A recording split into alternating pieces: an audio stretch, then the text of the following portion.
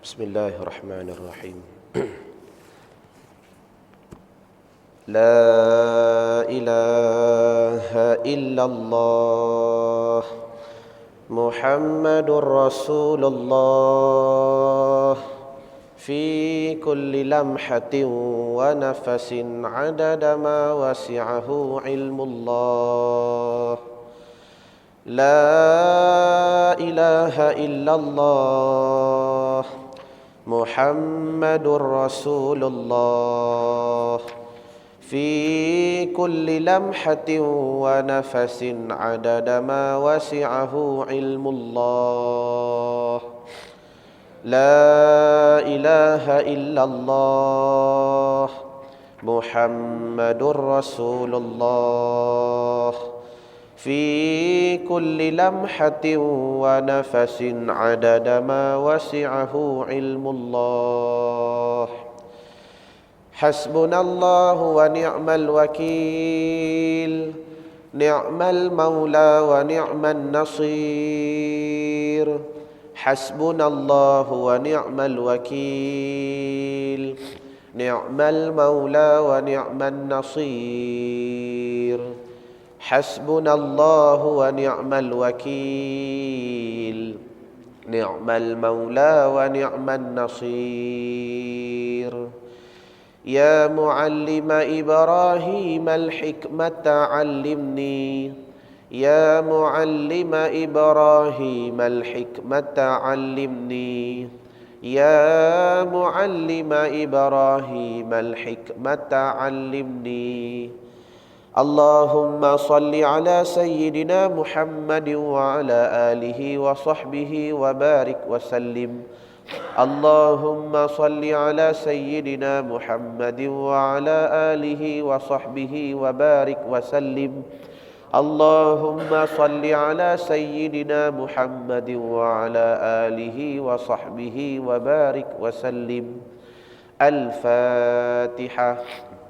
أعوذ بالله من الشيطان الرجيم بسم الله الرحمن الرحيم الحمد لله رب العالمين الرحمن الرحيم مالك يوم الدين إياك نعبد وإياك نستعين اهدنا الصراط المستقيم صراط الذين أنعمت عليهم غير المغضوب عليهم ولا الضالين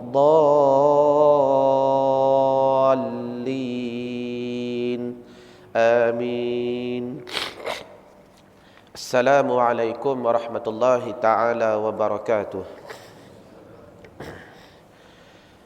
A'udzu billahi minasy syaithanir rajim. Baca semua.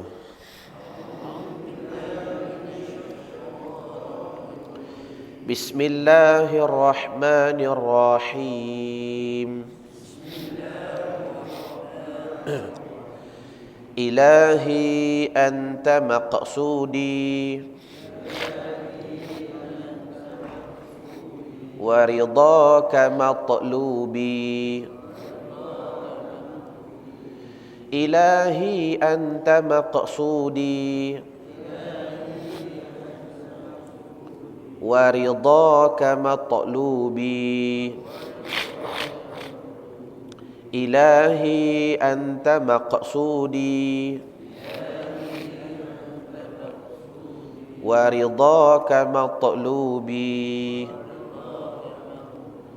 Tuhanku, kepadamu maksud pengajianku dan hanya keredaanmu yang aku tuntut. Tuhanku, kepadamu tujuan kehidupanku dan hanya keredaanmu yang aku tuntut. Tuhanku, kepadamu maksud dan tujuanku dan hanya keredaanmu yang aku tuntut.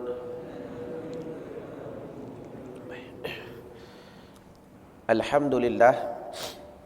Pertamanya kesyukuran kita rafakkan kepada Allah Subhanahu wa taala dengan sebanyak-banyak kesyukuran.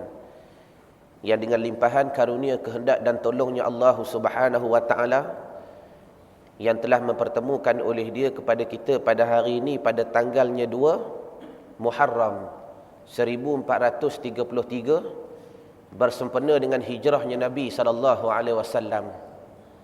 Jadi mudah-mudahan bila mana kita masuk kepada tahun yang baharu, bila mana kita masuk kepada awal Muharram, bagi mereka yang sokmo suka melakukan niat-niat yang baharu, bagi mereka yang suka selalu merubah niat dan sebagainya, maka jangan lupa bertawakal, maka jangan lupa berserah, maka jangan lupa kita mengembalikan tiap-tiap niat kita kepada Allah Subhanahu wa taala di atas dalil firman Tuhan yang berbunyi fa in azamu fatawakkal 'ala Allah.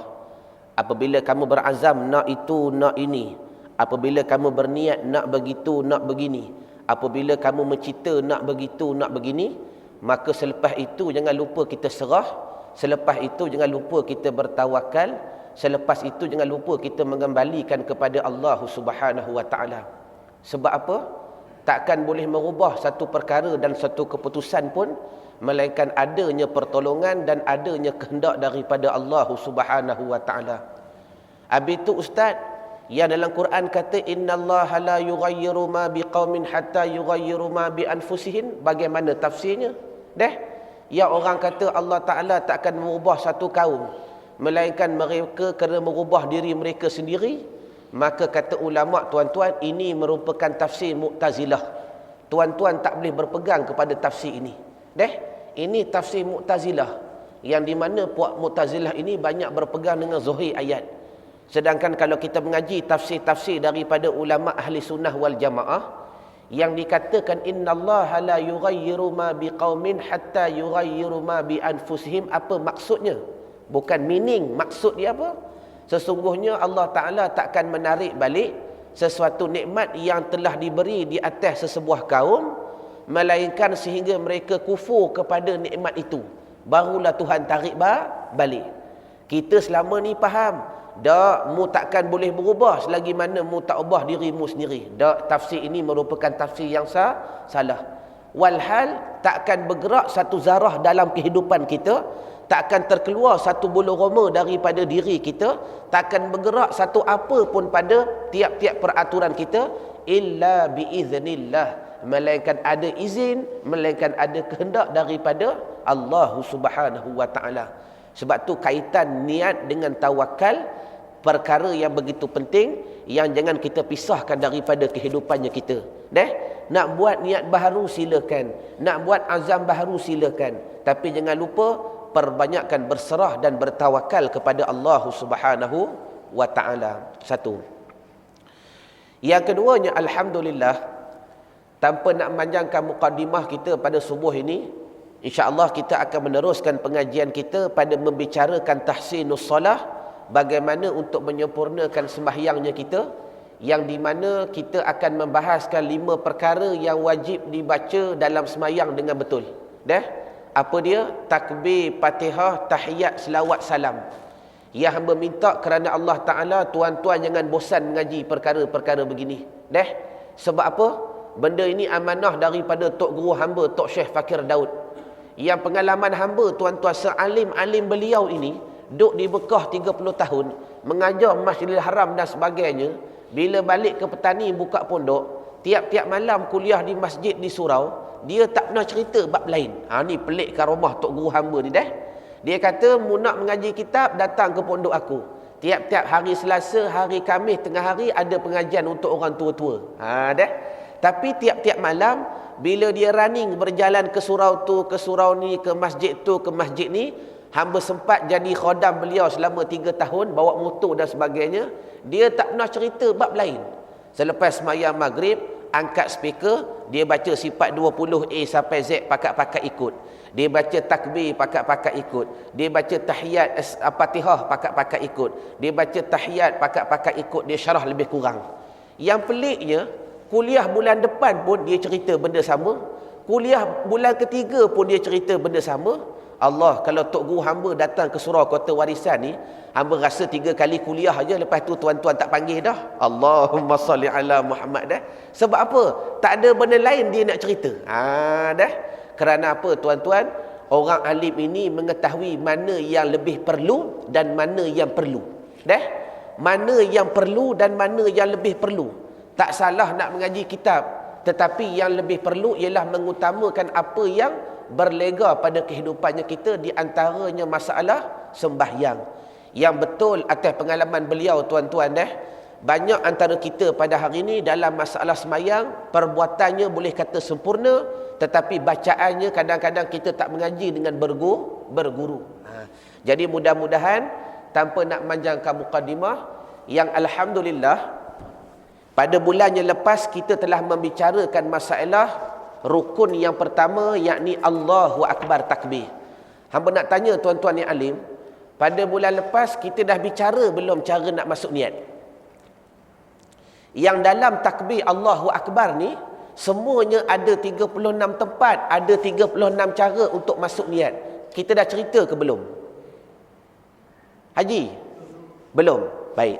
Jadi hari ni kita masuk pula fasal yang kedua daripada takbiratul ihram, yakni berkenaan bagaimana tuan-tuan nak memasukkan niat daripada satu lafaz Allahu Akbar. Baik. Bismillahirrahmanirrahim. Baca semua. Allahu Akbar. Allahu Akbar. Baik. Yang pertama sekali kita sambung kuliah yang bulan lepas. Allah ni tuan-tuan boleh baca maksimum panjang mana? Syekh. Hak lain duduk diam. Sudah. Baju kuning. Allah ni kita boleh baca maksimum panjang mana? Allahu Akbar ke? Allah. Contoh. Dah. Maksimum boleh baca panjang mana? 6 harakat. Baju kuning, baju oren. 14 harakat. Ingat dah, sekurang-kurangnya kita tahu ini bukanlah untuk kita pakai. Artinya bila kita dah alim ilmu, kalau orang lain buat, kita tak kata salah. Sebab apa? Kita dah faham. Yang timbul pada hari ini kadang-kadang persekitaran, perbalahan, kadang-kadang bila mana kita jahil. Kita dah tak reti. Bila orang buat, kita kata salah pula. Dah. Sedangkan Allah ni boleh dibaca sekurang-kurangnya 2 harakat, Allahu Akbar, dan sebanyak-banyaknya 7 alif bersamaan 14 harakat. Macam mana 7 alif? Allahu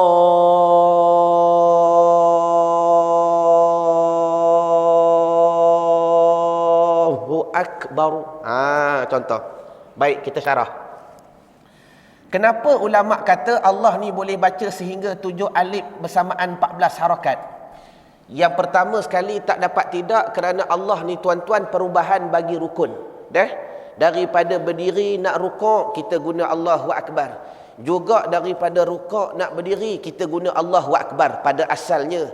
Melainkan hadis seorang sahabat yang terlewat sedikit, dia sempat rukuk dengan Nabi, dia kata Alhamdulillah, turun wahyu, Nabi, ya Allah, ya Muhammad, khabarkan kepada dia, aku dengar dia puji aku tadi. Bertukarlah hadis, sami Allahu liman hamidah.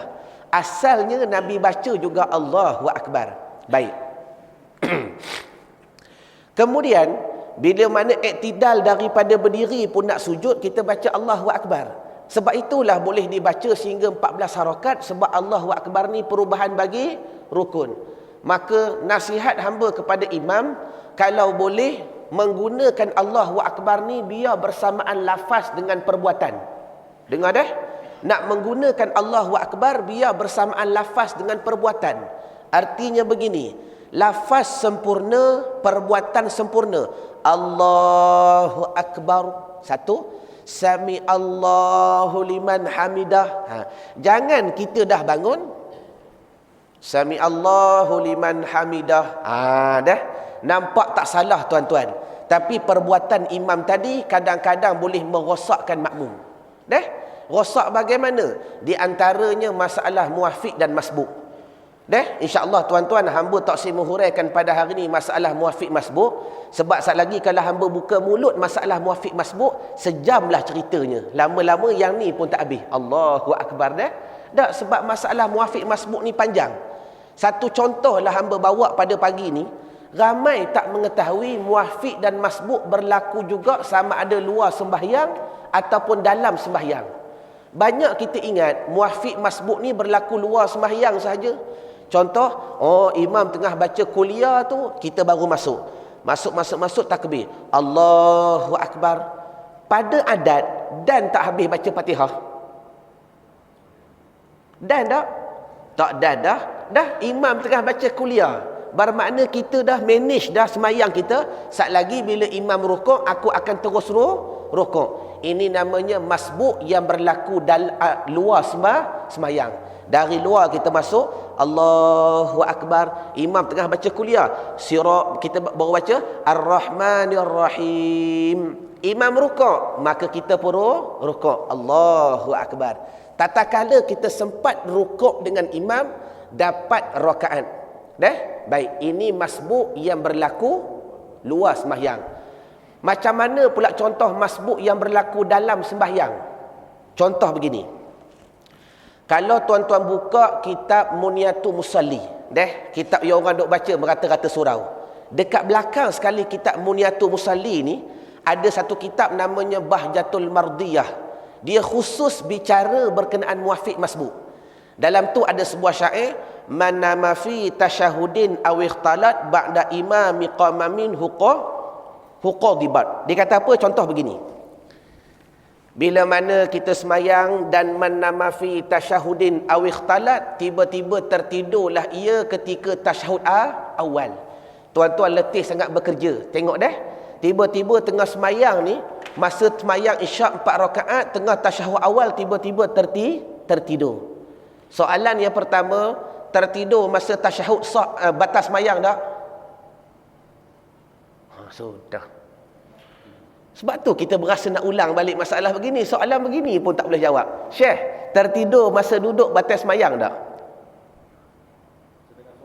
Tengah semayang lah. Tengah semayang isyak 4 rakaat. Masa tahiyat awal ni tiba-tiba tertidur. Berdengkur pula tu. Allahumma salli ala Muhammad. Semayang batal tak? Ya? Haji, semayang batal tak? Sudah. Syekh, semayang batal tak? Kalau batal, buat apa ulama cerita dalam kitab siang-siang lagi? Kalau batal, buat apa ulama cerita dalam kitab lagi? Man nama fi tasyahudin aw ikhtalat. Barang siapa tertidur ia pada tasyahud awal. Baik. Tapi tuan-tuan kena faham, kalau mengaji kitab-kitab besar, dia hurai lagi macam mana contoh yang tertidur pada duduk yang tak batal. Kalau tertidur pada sujud, batal semayang. Ingat tuan-tuan tengah sujud, lama sujud. Ingat khusyuk, rupa-rupa tertidur. Kita gerak, imam bangun. Allah, batas semayang dia. Tertidur ketika sujud. Tapi kalau tertidur ketika duduk, ada khilaf. Tuan-tuan tengok. Kalau tuan-tuan tasyahud awal duduk begini, minta izin belakang Kalau tuan-tuan tasyahud awal duduk begini, yang kaki jenis buat V ni, belah sana hak belah sini tengok begini. Kalau tuan-tuan tidur tasyahud awal begini, maka ulama kata dengan duduknya begini membatalkan sembahyang. Sebab apa? Ada lubang yang sama ada kita tahu ataupun tidak boleh mengeluarkan angin. Melainkan kalau tuan-tuan duduk tasyahud awal begini. Di sana tengok kita berasa papan punggung ditutup oleh telapak kaki yang kiri. Orang balik kiri tengok. Tasyahud awal duduk begini. Papan punggung ditutup oleh tapak kaki yang kiri. Boleh nampak? Baik. Kameraman tengok. Ini untuk orang YouTube. Dia duduk begini. Bermakna telapak kaki ditutup oleh papan punggung.